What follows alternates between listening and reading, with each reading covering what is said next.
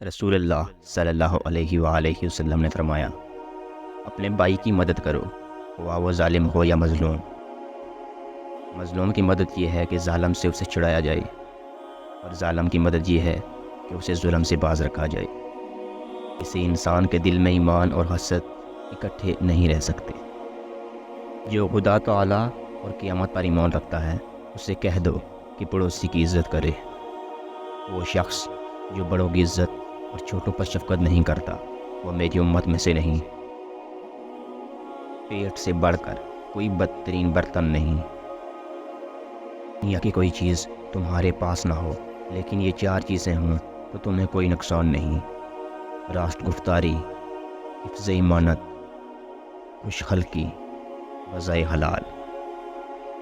خدا تعالیٰ کے نزدیک 2 قطروں سے بڑھ کر کوئی قطرہ پسند نہیں۔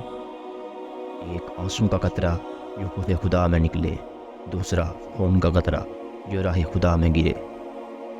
1000 سے اولاد کے لیے جو چیز لاؤ، پہلے لڑکی کو پھر لڑکے کو دو۔ کسی بھائی کی ضرورت پوری کرنے والا ایسا ہے کہ گویا اس نے تمام عمر خدا کی خدمت میں گزار دی۔ جو علم کی راہ پر چلتا ہے، اللہ اس کے لیے جنت کی راہ آسان کر دیتا ہے۔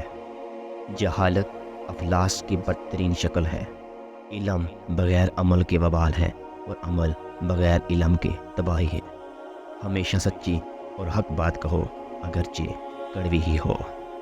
3 عمل ایسے ہیں جو انسان کی موت کے بعد بھی جاری رہتے ہیں: 1 صدقہ جاریہ، 2 وہ علم جس سے لوگ فائدہ اٹھائیں، 3 نیک اولاد جو اس کے لیے دعا کرے۔ وہ شخص بے دین ہے جس میں دیانتداری نہیں۔ بہترین لوگ وہ ہیں جو اچھے اخلاق کے مالک ہوں۔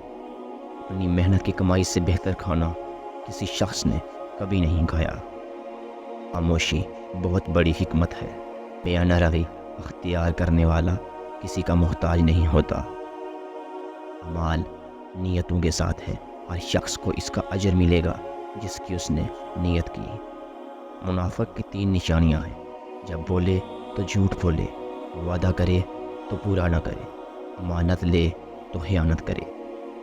ہر نشے والی چیز حرام ہے۔ دنیا میں اس طرح رہو گویا پردیسی ہو یا راہ چلنے والے۔ ایمان اور بخل ایک جگہ اکٹھے نہیں رہ سکتے۔ جو شخص اس بات سے خوش ہو کہ لوگ اس کے لیے تعظیماً کھڑے ہوں، وہ اپنا ٹھکانہ آگ میں سمجھے۔